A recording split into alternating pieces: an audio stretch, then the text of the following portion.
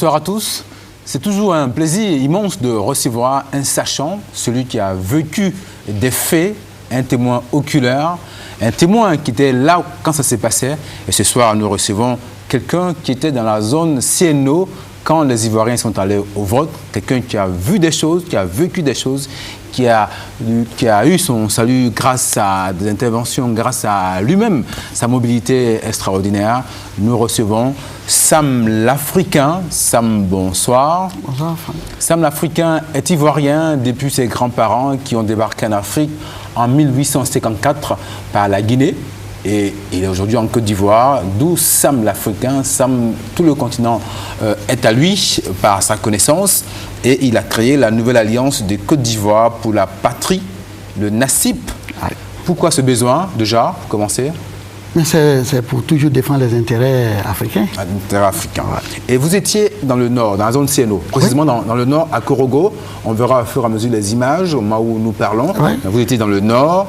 Vous avez préparé la campagne du LMP dans le Nord. Dites-nous déjà l'ambiance qui régnait avant même le vote. Bon, d'abord, c'est pas Korogo seulement j'ai fait. J'ai fait toute la zone CNO. Tu veux, j'ai fait Korogo, Makono, Séguéla, Touba, Odjene, Bundiali, Kani. J'ai fait toute la zone CNO. Donc, à Korogo, comme vous allez constater vous-même les preuves des cassettes, l'ambiance était bien. Premier tour, comme les gens disaient, non, le président, les gens vont soutenir ou non, mais vous allez voir, tout ce que les gens disent, c'est des mensonges. Comme ils savent bien faire, ils savent bien mentir, tout ce qu'ils ont dit, ce sont des mensonges. En tout cas, là, ils se revoient dans la zone, à Korogo. Moi, je vous dis, si ce n'est pas à cause des armes, le président Gbagbo a battu le candidat RHDP au nord. L'a battu. Dans l'ensemble du Nord? Dans l'ensemble du Nord. Dans l'ensemble du Nord, c'est moi qui te dis. Mais au premier tour, il y a des villages où le président Gbagbo même a battu Alassane Dramane Ouattara. Dans la zone de Mankono même, le village Kongasso, le président LMP a battu Alassane. À Kounaïri, à Soukrouba, à Korogo, il y a beaucoup de villages, beaucoup de villes, des sous-préfectures où le président a gagné. C'est nouveau ce que vous dites, parce que jusque c'est là, pas nouveau. On croyait le contraire. Mais c'est les gens qui croient le contraire, mais moi je te dis, Qu'est-ce que vous faites dire ça? Mais ce que je vous dis, moi j'étais là-bas. Au premier tour, moi j'étais là-bas, on a fait tous les bureaux de vote. Quand les gens ont commencé à voter, et midi, 13h, arrivé, les gens ont commencé à se rendre compte que les gens ont commencé à voter le président Gbagbo. Donc, à Korogo, hein? À Korogo, dans le département de Korogo. Et c'est ainsi que les gens ont commencé à arriver avec les armes dans les bureaux de vote pour demander à ceux qui étaient là. Puisque ceux qui étaient pour nous, pour LMP, c'est des gens, les ressortissants de Korogo, les gens de ces villages. Donc, les gens commencent à leur dire, bon, après ici, si c'est Gbagbo qui gagne, on va vous tuer votre famille, on va vous menacer. Donc, à partir de midi, 13h, 14h, les gens commencent à quitter les bureaux, pour abandonner les bureaux. Parce que les gens leur demandent de quitter les bureaux. Est-ce qu'on apprend déjà sur une chaîne étrangère? Oui. Des gens disent qu'à partir de midi, à partir de 10h, oui, on aura appelé au téléphone, bien sûr, les assesseurs du LMP. Et ils sont partis. Donc c'est pas LMP qui les a appelés de quitter les bureaux de vote. C'est les menaces. Ce sont les gens des RHDP, les forces nouvelles, ceux qui avaient les armes, c'est eux qui ont les demandé de quitter les bureaux. Si les familles étaient menacées, eux-mêmes ils étaient menacés de mort. Vous avez des preuves palpables? Oui, mais moi, si vous m'avez demandé, moi j'ai toutes les preuves, même de toutes les violences qui ont été faites. On a des cassettes que je vais vous donner. Voilà, vous pouvez regarder, vous allez voir les cassettes tout à l'heure, vous regardez les films. Dans tous les cas, au niveau engouement de la campagne du président Gbagbo à Korogo, vous les voyez sur ces images. Moi qui ai créé la caravane de campagne de Korogo pour le président Gbagbo, vous avez vu, regardez bien, la cassette, vous allez voir ça passer tout à l'heure. Tout le monde, je ne vais pas vous dire 100% Korogo pour le président Gbagbo, mais la manière que les gens nous font croire que Alassane gagne 90%, mais c'est faux. Il ne peut pas gagner. Ils n'ont qu'à déposer les armes. Ça là c'est même pas par là même. Actuellement là, Moi, je pense qu'un pays ne dépend pas seulement du fauteuil présidentiel. La Côte d'Ivoire, après le présidentiel, on a les députés, on a les maires, on a les conseils généraux. C'est ça qui fait la marche d'un pays. Donc, s'ils sont sûrs d'eux et qu'ils sont populaires, allons-y aux élections des députés. C'est parce que là, les élections des députés, ce sont des régions qui votent. Et on dira que tel type, il est populaire chez lui, tel type, il est populaire chez lui. Il a gagné tel nombre de députés, il a la majorité de députés. C'est à l'Assemblée nationale, on vote les lois. D'accord. On va pour l'instant revenir quand même sur l'élection du 28 novembre dernier. Oui. Vous avez vécu des choses, vous avez vu des choses, on va en parler. Je vous explique. Tout à l'heure, je demandais si vous avez des choses en main pour dire ce que vous dites. Nous, on a les preuves. D'accord. D'abord, qu'est-ce que vous appelez les preuves? Des témoins. Ceux qui ont été... Dites-nous tout. Oui, les témoins, ceux qui ont été violés, ceux qui ont été frappés, ils ne sont pas morts. Ils sont là. Ils sont habillés ici. Ils ont fui les régions. Les maisons ont été brûlées. Les biens ont été brûlés. Même moi-même, toutes mes voitures ont été brûlées à Korogo. Moi, j'ai pris moto pour sortir. J'ai pris moto pour sortir de Korogo. Racontez un peu. Mais quand je devais... Parce que quand on a senti la tension, les gens nous disaient, bon, ils ont fermé les routes à partir du 27. Nous, on ne pourrait plus sortir par la grande route. 27, c'était le 27 novembre. La veille du vote. Hein. Oui, la veille du deuxième tour. Deuxième tour. Parce que là même, ça a commencé, même la violence a commencé. Ils avaient dit qu'il n'y a pas de troisième tour. Ça veut dire qu'il fallait faire, à tout prix, faire perdre le candidat LMP. Vous avez vécu ces veillées d'armes pratiquement à Korogo. J'ai vécu tout ça. Qu'est-ce qui s'est passé? Qu'est-ce qui se disait? Voici ce qui s'est passé, si vous voulez. On commence par le premier tour. Premier tour, quand on allait aux élections, quand les résultats sont sortis, tout le monde a vu. Nous-mêmes, on a vu la manière dont se sont comportés nos bureaux de vote. On n'avait plus nos gars. Et les gens sont venus, ils ont rempli. Ils ont eux-mêmes fait les PV. Ils ont signé eux-mêmes les PV à notre place. Tout ça pour faire croire que tout va bien. Et imagine-toi, il y a des bureaux de vote où les inscrits sont 500 personnes qui doivent venir voter. On s'est retrouvé à 1500, 1900 votants. Ils sont quittés où? Dans le tombeau ou bien? Ils sont quittés où? D'après vous?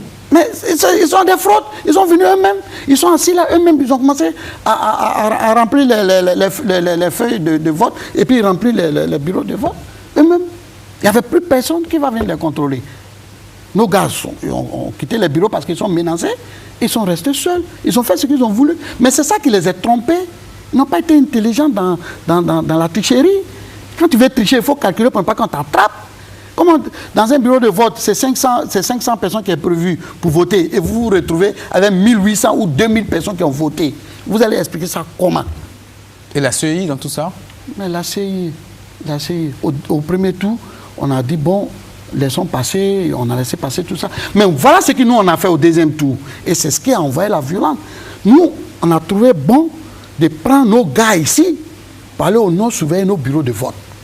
Et on a mis des stratégies en place pour empêcher les fraudes. Et on allait au vote. Et quand les gens se sont rendus compte que les gens ne sont pas sortis, comme au premier tour, les gens ne sortaient pas trop, se sont rendus compte que dans la zone de lac, dans la zone de, si tu veux, Yamoussoukro, Boaké, tout ça, les Baoulés, ceux qui n'ont pas voulu voter Alassane, ne sont pas sortis parce qu'ils n'ont pas voulu peut-être voter Alassane ou voter le président de LMP. Donc, ils ne sont pas sortis, mais ceux qui ont voulu nous voter sont sortis. Donc, les gens se sont rendus compte que, les gens de RHDP se sont rendus compte que le taux des gars qui partaient voter n'était pas assez. Donc, ils ont lancé un mot d'ordre dans les zones CNO de bourrer les unes. De bourrer les unes. Et donc, c'est comme ça que ça s'est passé. À partir de midi et 13h, ils sont venus, ils ont commencé à récupérer nos représentants qui sont quittés ici pour aller surveiller nos bureaux de vote, pour partir avec eux dans les camps, pour partir avec eux, on ne sait pas où ils sont partis avec eux. Donc, les bureaux sont restés comme ça. Et les gens, ils sont venus, ils ont commencé à remplir les bureaux. C'est un aspect important de ce qu'on entend dire. Mais c'est la vérité, moi je vous ai dit. Quand on le dit comme ça, il y a certains qui ne croient pas. Bon. Vous étiez dans la région, vous étiez sur les lieux. Oui. Dites-nous concrètement comment cela s'est passé. C'est ce vous êtes en train de le dire, mais enfin, détail à la pure en plus. Mais c'est la manière que ça s'est passé, c'est comme ça, je vous explique. Ça veut dire que nous, par exemple, je te donne un exemple. Voici un bureau de vote. Toi, tu es RHDP, moi, je suis LMP. Et tes gars arrivent avec les armes, ils viennent, ils me prennent pour partir. Ils sont partis avec moi. Donc, tu restes seul là. tu restes seul. Ou on me demande de signer. C'est-à-dire de signer le PV d'abord qui n'est même pas rempli, de signer.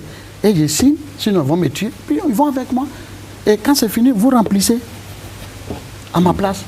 Vous remplissez les bureaux les bureaux de vote. Et puis c'est fini. Mais à ce moment-là, on appelle ça comment? Est-ce que c'est un bureau qui doit être validé ou qui doit être non validé? Je disais justement le rôle de la CEI, selon vous? Mais la CEI, je vais vous expliquer. La CEI, pas la CEI. La CEI. La CEI. CEI, ok. Oui. Donc, je vais vous expliquer. Hein. Quand deuxième tour est fini, tout ça, les gens sont venus, ils ont commencé à calculer. Mais ils ont les droits, ils avaient 3 jours. Oui, ça je dis, okay, oui. Sur le terrain, oui. Quand on sort armes à l'appui, les assesseurs de... Mais le bureau mais qui forme, ceux qui sont dedans, ils sont à 90% des partis de l'opposition. Donc, ils regardent faire quoi? Ils regardent faire. Même l'Union européenne qui était là-bas, et même là. Vous avez vu là-bas, à Korogo? Mais on en a vu quelques-uns, pas dans les bureaux de vote. Ils passaient tout le temps à l'hôtel Korogo pour manger. Est-ce qu'ils allaient sur le terrain? Parce qu'ils disent que c'est rien passé, eux. Mais eux là, qui les a sauvés? Parmi eux, il y a d'autres qui les ont enlevés dans la mer de la rébellion, on devait les tuer. Ils ont été sauvés? Mais ils ont été sauvés par nous. Qu'est-ce qui s'est passé? Non, mais les gens qui avaient les armes, les rebelles, ils ont voulu les tuer. Ils ont voulu les tuer.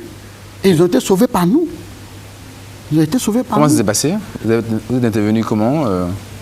Moi, personnellement, je n'ai pas intervenu. Moi, j'étais ailleurs, mais c'est nos gars qui ont intervenu. Nos gars ont intervenu pour les sauver. Ils sont là, ils ne sont pas morts. Les gars de l'Union européenne qui ont suivi cette violence ne sont pas morts. S'ils sont justes, s'ils sont honnêtes, ils peuvent dire qu'ils ne sont pas morts. Ils disent que c'est rien passé. Bon, écoute, on connaît leur position. Hein. On connaît leur position. Aujourd'hui, on sait qui nous fait la guerre, c'est eux. Je vais vous dire quelque chose. Hein. Aujourd'hui, moi, j'apprends Sarkozy qui demande à la CEDEAO d'envoyer une armée pour venir enlever le président Gbagbo. Moi, je veux poser une question aussi à la CEDEAO et aux Unions européennes. Allez-y. Si vous étiez capable de demander à la CEDEAO, si vous étiez capable de demander à la CEDEAO de venir enlever le président de la République élu par le peuple de Côte d'Ivoire, pourquoi quand la Côte d'Ivoire a été attaquée par une rébellion, vous n'avez pas demandé à la CEDEAO et vous n'avez pas demandé à l'ONU de venir chasser la rébellion et désarmer les gars qui étaient en armes et nous devons aller aux élections pacifiquement. Pourquoi vous ne l'avez pas fait? Si vous étiez capable aujourd'hui de demander à une armée étrangère de venir attaquer les Ivoiriens, parce que les Ivoiriens ont élu leur président et puis ils veulent de leur président, pourquoi vous n'avez pas envoyé votre armée pour venir désarmer la rébellion? Pourquoi? Ça veut dire que vous êtes complices. Vous êtes les premiers terroristes. C'est vous qui avez commis les crimes contre les Ivoiriens, contre la Côte d'Ivoire. C'est vous. C'est vous qui montez les frais ivoiriens entre eux, c'est vous. Ce n'est pas quelqu'un d'autre. Vous êtes des terroristes. C'est des terroristes, ceux-là. D'accord. Quand vous avez fait le tour de la zone CNO, oui. Juste avant la campagne, oui. L'ambiance qui y régnait. Mais l'ambiance on revient là-dessus, quoi. Regardez la cassette, vous allez voir. L'ambiance était... Moi, je disais que... Oui, il y a l'ambiance de la campagne du président, Laurent Gbagbo, mais aussi il y avait sans doute d'autres ambiances. Oui, il y avait d'abord, après le président... Qu'est-ce qu'on disait, qu'est-ce qui se disait dans les coulisses? Qu'est-ce qu'on préparait s'il y a des choses? Je ne sais pas, moi. Tu sais, d'abord, pour la campagne, nous, on a créé la caravane, la campagne pour le candidat LMP au deuxième tour. À Korogo, il y avait des quartiers où tu ne peux pas rentrer sur tes LMP. Mais avec les meetings que moi j'ai fait avec le DNC, le directeur de campagne, le ministre Dr Malik, on a réveillé la conscience de tous les gens du Nord. Et les gens ont compris que nous sommes des sœurs et des frères. On va aller faire les élections, c'est-à-dire dans la paix. Mais comme je vous dis, les gens se sont rendus compte que Gbagbo, au premier tour, il y a des villages, des sous-préfectures, des villes du Nord ont battu Alassane là-bas. Et les gars qui ont les armes n'ont pas voulu accepter ça. Et je vous dis comment ils traumatisaient les villageois. Ils prenaient 20 motos ou 30 motos et 2 par moto. ça fait 60 personnes. Ils arrivent dans les villages, ils avaient des feux de bois, ils allumaient des feux. Ils allument des feux comme ça, ils rentrent dans les villages. Ils vont à la rencontre du chef du village, la présidente des femmes, le président des jeunes, de tous les villages, pour leur dire, si dans ce village, on trouve, vous avez voté Gbagbo, une seule voix, on bouge tout le village. C'est comme ça, et ils faisaient les campagnes, dans la violence. Il y a des villages même, ils allaient frapper les gens qui connaissaient, qui étaient des DLC pour le président LMP. Il y a des villages qui connaissaient, que ce village supportait le président Gbagbo. Ils partaient frapper les gens dans la nuit. Ils venaient en armes dans la nuit, ils traumatisaient la population. Des torches à la main comme ça. Ah oui, des feux, c'est pas torches, ils allumaient feu. Ils allumaient des... Oui, c'est pas torches. Ils allumaient des bois. Des bois, voilà. Ils disent on va brûler les cases comme ça. Et puis imagine-toi, il y a un village, une sous-préfecture de Korogo qu'on appelle Bengue. Il y a une usine de coton là-bas. Le chef des rebelles là-bas, c'est un Malien. Imagine-toi que ce monsieur menace la population là-bas si les gens votaient pour Gbagbo. Mais on est où là? On marche sur la tête ou quoi? C'est des choses qu'on ne peut pas faire ailleurs. Donc moi, ce que je voulais dire... Dans tous les cas, on vous prend ce soir parce que vous étiez sur le terrain. Moi, j'étais sur le terrain. Vous êtes donc je suis un témoin oculaire de tout cela. Je suis le papa même de la naissance de la crise ivoirienne. D'accord. Et on vous écoute parce que c'est important de savoir réellement ce qui s'est passé sur le terrain. D'autres n'osent pas le dire. Vous osez le dire. On vous écoute. Moi, je vous dis que Alassane n'a pas gagné les élections. Alassane n'a pas gagné les élections en Côte d'Ivoire. Il va gagner les élections comment? Au premier tour, vous avez vu, quand on a donné les résultats, partout en Côte d'Ivoire ici, le président avait des voix. Partout en Côte d'Ivoire ici, dans tous les villages, le président avait des voix. Mais il va gagner comment? Il va gagner comment? Séguéla, Boundiali, Odjene, Kani, Touba, ne fait pas la population de la Côte d'Ivoire. Ne fait pas la population de la Côte d'Ivoire. S'il veut, il n'a qu'à gagner tout cela 100%. Il ne peut pas gagner les élections en Côte d'Ivoire ici. Faut pas. C'est-à-dire, voilà, moi je voudrais profiter de l'antenne pour demander au gouvernement, ou surtout à mon vieux le président, les gens nous ont fait la guerre. Ils nous font aujourd'hui la guerre médiatique. Aujourd'hui, nous on doit les faire la guerre médiatique aussi. On doit répondre. Parce que les gens de l'autre côté, ceux qui les soutiennent là, sont mal informés. Moi je suis prêt. Moi je suis prêt. J'ai fait une délégation avec mon mouvement. On est prêt bientôt pour faire des tournées. On veut aller en Chine, on veut aller en Libye, on veut aller en Iran. C'est les pays. Il faut qu'on aille chercher de nouveaux partenaires.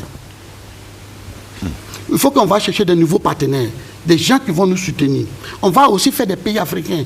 Même ceux qui n'ont rien, même au Sénégal.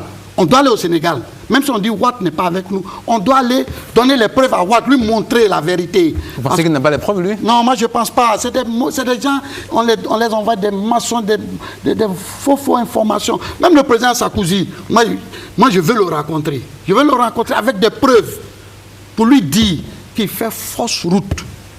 Alassane ne peut pas gouverner la Côte d'Ivoire. Il ne peut plus être président ici. C'est déjà trop tard. Les Ivoiriens n'accepteraient pas quelqu'un qui les ait tués va les gouverner. Ils ne vont pas accepter ça. Ils ne vont pas accepter. Je vais lui dire, il n'a qu'à se ressaisir. Il n'a qu'à rentrer en contact avec le maître de la Côte d'Ivoire. C'est aujourd'hui, le peuple a choisi le président, qui est le président Laurent Gbagbo. Il n'a qu'à rentrer en contact avec lui. Moi, je pense que c'est mieux pour l'image même de la France. Et pour les Français. Parce que vraiment, ils ont fait tout le mal ici. Vous avez vu, les Français ont refusé de quitter la Côte d'Ivoire. Ils ont refusé de quitter la Côte d'Ivoire. Parce qu'ils savent que ce qui se passe ici, ce n'est pas normal. Et je leur dis merci aussi. Je leur dis merci de soutenir la République, de soutenir les Ivoiriens. Et les Ivoiriens vont les surveiller, ils vont les soutenir aussi. Rien ne va les arriver. Sam l'Africain, vous êtes donc le président de la nouvelle alliance de Côte d'Ivoire pour la patrie, le NACIP. Et à ce titre, vous étiez, durant la campagne électorale, deuxième tour précisément, dans la zone CNO, zone sous contrôle de la rébellion ivoirienne. Et donc ce soir, on essaie de voir un peu avec vous ce qui s'est passé réellement sur le terrain, avant, pendant et après. Vous, juste après le vote, comment est-ce que vous êtes arrivé à Abidjan? Vous disiez à l'instant que vous avez eu vos voitures brûlées. Oui, nous... Comment vous avez fait le parcours? Voilà, pour quitter Korogo, on ne pouvait pas sortir par la grande route. Donc moi j'ai pris une moto Je suis sorti par... Là c'était quand, quelle date? C'était le lundi, mardi? Non, le 29 matin vers les midi, là, parce que les ménages ont commencé. C'était lundi, non, 28 c'était le 28 dimanche, voilà. Ouais. Le 28 dimanche, vers 10h, moi j'ai quitté parce qu'on disait qu'ils ont commencé à faire chasse à l'homme. Ils ont commencé à nous chasser, commencé à nous chercher. Donc moi j'ai pris la moto, je suis sorti, je suis passé par Diara, Diara sous-préfecture, Diara village, Faraba, Tomono, Sarara, me retrouver à Mankono. Mankono, je suis parti à Toulé, Kongaso, Soukrouban, Kounairi, Guetafla. C'est comme ça, nous... À moto, hein? À moto, hein. Mais vous, on vous connaît facilement quand même. Je suis passé par les champs. On n'a pas pu vous attraper? Non, je suis passé par les champs. Je suis passé dans les champs de Anaka, les cotons. C'est dans les champs que je suis passé. Vous connaissez bien la région, en fait? Oh, mais c'est ma région. D'accord. C'est quelqu'un qui a fait plus de 30 ans dans cette région. On lui dit quoi? Et vous êtes arrivé à Guitafla? À Guitafla. Je suis arrivé à Guitafla à 6h du matin. Et là, j'ai appelé un ami qui m'a envoyé une voiture. Ils sont venus me chercher. Puis on est rentré sur Abidjan. Et le lendemain, on m'appelle, on dit que les gars ont en train de casser tout. Ils ont cassé la maison du ministre Lassina, la maison aussi, encore deuxième maison de Dr Mali. Moi, je vous dis, hein, le Nord, là, c'est eux qui ont fait Gbagbo. Jusqu'aujourd'hui, c'est les gens du Nord. Donc quand les gens font croire aux gens que Gbagbo n'est pas aimé au Nord, c'est faux. C'est faux. Moi, je vous dis, je connais des villages au Nord que je n'ai pas dit les noms. Ils sont tous FPI. Ils sont tous FPI. Mais là, ils se revoient là-bas. Oh. D'accord. C'est ça, l'Afrique. Quand on aura dit tout cela, vous êtes arrivé à Abidjan et vous avez vu ce qui s'est passé? J'ai vu ce qui s'est passé. Ça fait mal.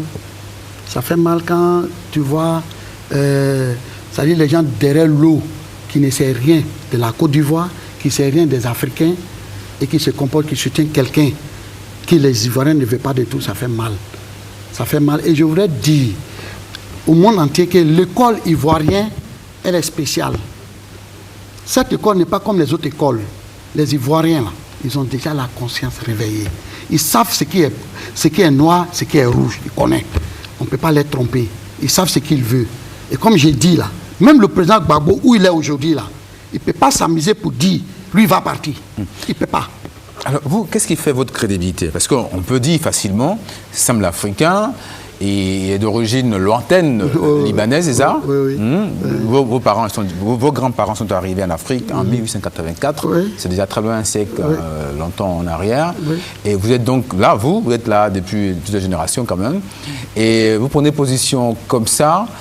D'autres peuvent dire facilement, mais quelle crédibilité? Est-ce que ce n'est pas quelqu'un qui cherche à s'intégrer davantage et qui dit tout cela alors qu'il n'était même pas là? Moi, j'étais toujours là. D'abord, je vous dis, moi, mon épouse, elle est du Nord. Moi, ma femme, elle est de Mankono, elle est Koyaga. Moi-même, tous mes enfants sont du Nord. Ça, c'est déjà valable. Ça me vient de droit de défendre aussi les intérêts de ma femme et de mes enfants. Ça, c'est non, je ne dis pas que vous n'êtes pas ivoirien, je ne dis pas ça. Il y a quelle crédibilité? Pourquoi on croit en vous, ceux qui nous regardent? Qu'est-ce qui fonde votre crédibilité? C'est-à-dire, il faut, je ne sais pas... Je vais simplement dire, on pourra nous dire, de toute façon, il y a toujours des gens pour, des gens contre.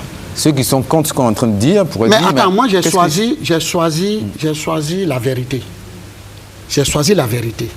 Moi je pense que le combat du président Gbagbo est juste. Et c'est ce que moi j'ai choisi. Si je vous dis que moi je suis quelqu'un, je suis PDC, est-ce que vous allez croire? Vous n'allez pas croire.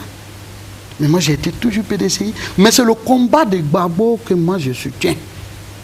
Ça dit que cette injustice qu'on fige aux pays africains, aux Africains là, que moi je ne veux pas. Et c'est pas aujourd'hui, moi je combats ça. Depuis que je suis tout petit, pourquoi m'a nommé Sam l'Africain? C'est ça, parce que je suis intégré. Je soutiens toujours la bonne cause, je défends toujours la cause africaine. C'est pourquoi on s'est nommé Sam l'Africain. Qui vous a surnommé Sam l'Africain? Ce sont mes amis. Vos amis? Ouais. Ça vous va? C'était autour d'un plat de foutou. Et la façon dont j'ai mangé, le gars était dépassé. Il dit, toi, ton nom là, c'est Sam l'Africain. Au début, je n'étais pas d'accord, on faisait pas là, mais c'est resté. D'accord. Vous disiez à l'instant, donc c'est le combat du président Gbagbo qui vous intéresse. Oui. Ce combat, c'est résume en quoi selon vous? Je vous dis, hein, aujourd'hui, hein, quand le président Gbagbo, il donne à la France le pétrole, il donne la CUE, il donne la SODECI, il donne le 3e pont, il donne le port, il donne plusieurs choses. Et aujourd'hui, on se rend compte que à cause de quelqu'un seul, pour faire plaisir à quelqu'un, on veut faire la guerre à cet homme et à ce pays-là. Ça fait mal. Ça fait mal. Et ça, moi, je n'accepterai pas. Et aujourd'hui, moi, je suis tellement figé dans cette affaire que je vais jusqu'au bout. Même si je dois laisser ma vie, je laisserai ma vie. Mais il faut que demain, l'histoire va écrire qu'il y a eu des gens dans ce pays qui ont défendu la Côte d'Ivoire, qui ont défendu la République. Et parmi ces gens, il y a Sam l'Africain. Je suis là. Au nom de vos idées, au nom de vos enfants, de votre famille, en somme. Voilà. Tout cela. Oui. Parce qu'aussi, oui. le président Laurent Gbagbo, dans son idéal, c'est une Afrique libre, indépendante. Oui. Vous adhérez à ça? Oui. J'adhère à ça. Pour vos enfants? Pour mes enfants. Et puis, la Côte d'Ivoire, quand on accuse la Côte d'Ivoire pour être un pays xénophobe, prenez-moi mon exemple. Je ne sais pas ce que c'est xénophobe dedans. Si je vous dis vous vous sentez plus ivoirien, je suis ivoirien, africain. Que d'origine orientale? Oui, je suis africain, je suis ivoirien. Moi, j'ai fait bois sacré. Où? Au nord. À Korogo? Au nord, au centre-nord. Ce serait quoi le bois sacré? Mais bon, disons, c'est des trucs, poro, des trucs traditionnels. Hein. Ils appellent un peu, si tu veux, des fétiches, des trucs comme ça. C'est des trucs secrets. C'est une chose sur laquelle j'insiste parce que ce serait facile. On a vu dans le monde entier. Oui. Hein. C'est un peu dire, on a pris un blanc, entre guillemets, pour parler de Gbagbo, pour dire qu'il a ouvert sur le monde. Parce que donc, il faut que vous convainquiez les gens. Sur mais je suis là, je suis vivant. Pourquoi de votre engagement? Je suis vivant, je suis vivant, je suis là. Je vous dis que ma femme, elle est ivoirienne. Ça suffit. Mes enfants sont ivoiriens, ça suffit. Que ce combat-là soit juste, ça suffit. Parce que je n'accepterai pas ce qui est en train d'arriver à la Côte d'Ivoire. Mais imagine-toi aujourd'hui, nos pays voisins, les réfugiés qui sont aujourd'hui plus de 25 000 dans ces pays. On fait croire aux gens que ce sont les réfugiés du Nord, mais c'est faux. Ils peuvent être les réfugiés du Nord, mais ce sont les réfugiés qui soutiennent le LMP, qui sont pourchassés par la rébellion, parce qu'ils soutiennent le président Gbagbo. Est-ce que ça, c'est juste ça? Ça veut dire que demain, on n'a même pas fini les élections, on n'a même pas donné encore, si c'est Gbagbo qui a gagné ou si c'est Alassane qui a gagné, les gens ont commencé à casser les maisons des gens qui soutenaient le président, ils ont commencé à violer les femmes, ils ont commencé à brûler les biens des gens, ils ont commencé à chasser tout le monde. Donc ça veut dire quoi demain? Demain, si on dit que c'est Alassane qui va devenir président de la Côte d'Ivoire, ça, je touche le bois même, ça ne va pas arriver. Et que donc demain, nous tous, on doit aller où? On doit rentrer dans le tombeau alors. C'est ça la démocratie? C'est ça qui est la démocratie? C'est quelqu'un, moi je vous dis, hein, c'est quelqu'un depuis qu'il est venu en Côte d'Ivoire ici, n'a jamais voulu respecter la loi de ce pays, n'a jamais voulu rien respecter. C'est comme un enfant qui allait à l'école, il est arrivé au CM2, il ne veut pas passer son entrée en 6e. Il va aller directement au terminal, il ne veut pas passer le bac, il va à l'université, il ne veut pas avoir ses licences, il veut devenir président d'un pays. Ça, c'est le comportement d'Alassane Dramane Ouattara. Dans votre communauté d'origine, oui. Donc la communauté orientale, pour être précis, la communauté libanaise, comment est-ce que tout cela est conçu? Moi, je vous dis que je suis ivoirien. Oui, d'accord, tout le monde est ivoirien, mais chacun a sa région d'origine. Moi, je suis de la région du Nord, je suis de Mankono. Vous êtes du Nord. Voilà, je suis de Mankono. Donc moi, je ne sais pas, je ne connais pas la pensée des Libanais, moi, je ne sais pas. Je ne connais pas. Moi, je parle du pensée des Ivoiriens vis-à-vis de moi, moi-même vis-à-vis d'eux. D'accord. Les Libanais, là, moi, je ne connais pas ça. Mais vous avez quand même des contacts, hein? Mais je suis en contact avec... Mais qui n'est pas en contact avec quelqu'un ici? Qui n'est pas... Tout le monde est en contact avec des gens ici. Mais je vous dis aujourd'hui... Qu'est-ce qui transparaît? C'est-à-dire... Qu'est-ce qu'ils se disent en coulisses? Je ne sais pas. Je ne sais pas, mais je vais te dire quelque chose. Ça, c'est ce que je vais te dire. Je ne vais pas te cacher. C'est déjà, ils n'aiment pas se mêler de la politique d'un pays. Vous comprenez? Ça, il ne veut pas. Sincèrement, ils trouvent que ils ne veulent pas. Ils sont toujours comme ça. Mais moi, je ne me sens pas un Libanais. Je ne me sens pas un Libanais. Je suis un Ivoirien. Et je défends les idées du président Gbagbo. Et je soutiens tous ceux qui soutiennent le président Gbagbo, qui soutiennent la République. Je suis avec tous les Ivoiriens qui aujourd'hui debout derrière la République. Je suis avec eux. D'accord. Et quel est votre nom africain, pas Sam l'Africain? C'est Sam l'Africain. Oui, mais c'est pas un nom africain, ça. Ah, c'est mon nom. C'est Sam l'Africain. J'aurais pu avoir un nom de Mankono, plus direct, non? Ça y est, je te dis ça, tu vas rire. Bah, dis-le. Dis-le. On m'appelait Madoubé. Ah bon? Parce que je faisais le dos. Tu sais, le dos, c'est quelque chose que les femmes ne voient pas. Ça sort quand il y a les grands fêtes, quand les gens viennent de la Mecque, quand il y a le tomba, ça sort.